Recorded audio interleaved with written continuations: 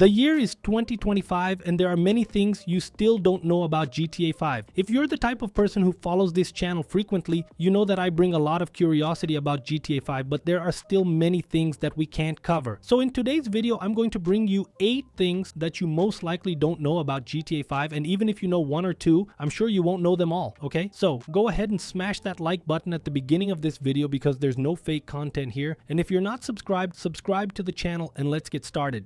Alright guys, the first item in this spot that I'm showing you is where you'll find the first cool thing I'm going to bring to you. So in this location here, we have a restaurant, sort of like a restaurant or inn by the side of the road, okay? And we have this guy here. The curious thing here is that this giant figure with an axe, the thing here that I didn't even imagine, but it's that inside this barrel that would supposedly be of beer, which I thought was empty. There's actually beer inside. I saw this on a foreign channel. I think it was a video about insane details of GTA 5, realistic details or something like that, and I was really impressed. So I came here to test it with the game's weapons. It doesn't work with the minigun, it only works if you shoot with weapons that fire one shot at a time. I already knew this location and I didn't know about this thing. On either side of the two ends, you can shoot and a lot of beer will come out. If you use a single shot weapon, you can take several shots and beer will drip. Then the hole where it was shot closes on its own. And the detail is that the beer doesn't touch the ground. I think before it hits the ground, it evaporates and that's it.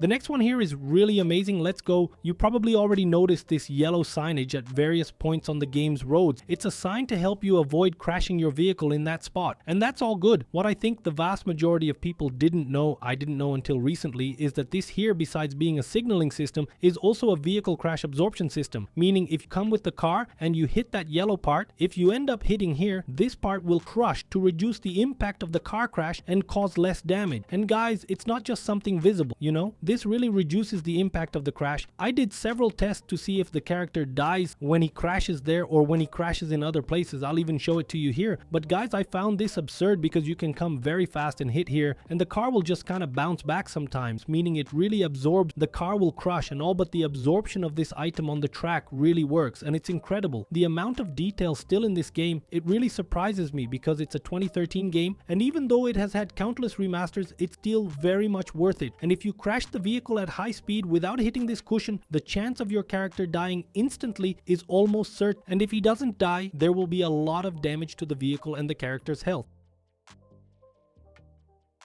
Moving on to the next one, guys. Here's the deal. This is something simple, something very quick to explain, but it's a detail that I found very important. When you grab this garbage truck with garbage on top of the bed, the faster you go, the more garbage flies off the bed. I thought it was cool because I thought it was a really cool thing.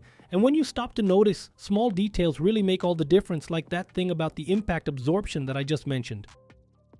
Next up, guys, this one here is the following. I had seen this on several channels before and I thought it was fake because I tried it once and couldn't do it. But in short, guys, if you pour gasoline behind the vehicle and your vehicle is turbocharged, detail here, it has to be a turbocharged vehicle or at least a vehicle that sparks from the exhaust. The spark that comes from the exhaust ignites the gasoline you left on the ground. And man, I found this bizarre. And I thought it was fake because I had tried it once and hadn't been able to do it. However, I hadn't tried it with a turbocharged car, and that was my mistake. If the car doesn't release that spark behind the exhaust, the fire doesn't ignite, but it's a really cool detail which also happens if the car's tire is flat and the spark from the wheel's contact with the ground touches the gasoline. The next item on this list here is a very interesting theory in the first mission of the game, the Prologue. In this mission, we start the robbery and everything seems normal, with a woman in front that Michael is pointing a gun at, which most people usually don't pay attention to because she doesn't actually make any difference in this robbery. However, if you shoot her, it will result in several different dialogues from Brad. And in one of these dialogues, Brad asks Michael if he is not seeing the stripper anymore or something like that. Just take a look. So, you're not getting none from that ex-stripper? And this generated a lot of confusion in the GTA 5 community because the stripper that Michael was seeing at that time was Amanda. So the theory that arose from these dialogues is that this woman lying on the ground would actually be Amanda helping in this heist disguised as a hostage, and that the NPC's face is not 100% identical to Amanda's because this would be her 2004 version, so she would be much younger. However, this theory does not hold up due to the fact that Amanda appears after the prologue mission at Michael's fake burial, so Brad's dialogue regarding Michael not seeing the stripper must mean that he killed people he shouldn't have out of impulse or anger, and that the stripper he was with was no longer there to help him relax or something like that. Next up, guys, I had never seen this one before. I'm playing on the PS5 and I don't remember ever seeing this on the PS3 or the PS4, so maybe this is something new for the PS5. So just let me know in the comments if this works on older generations. Look on your PlayStation. Head to this location during the day just like I am here with Franklin. You'll see a guy standing there like a living statue. If you interact with him by pressing the interaction button, which is the right directional button, the guy will get mad at you and come at you to fight even if Franklin didn't insult him. He's not like those other special characters. Unlike them, he doesn't show up as a blue dot on the minimap as if it were an event. He's just there. I'm not sure if it's something that only happens occasionally, really strange, but I thought I should share this with you guys. Check it out on your consoles and comment down below. Alright.